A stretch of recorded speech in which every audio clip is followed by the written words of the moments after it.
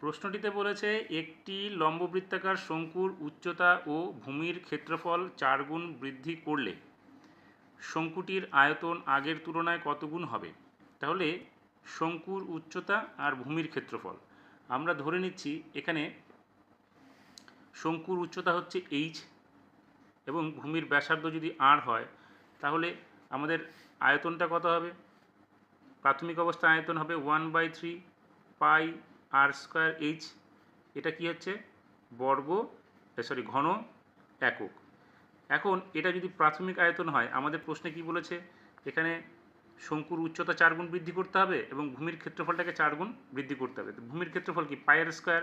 তাহলে আমরা এখানে এবার যদি 4 গুণ করে বৃদ্ধি করি অর্থাৎ 1/3 ইন্টু 4 পাই আর স্কোয়ার ইন্টু এইচটাকেও যদি আমরা 4 গুণ করে দিই তাহলে এখানে কী হবে 4h। কী হবে ঘন একক হবে। তাহলে এখানে 1/3 ইন্টু দেখো 4 আর 4 গুণ করলে 4 4 16 ইন্টু পাই আর স্কোয়ার এইচ ঘন একক।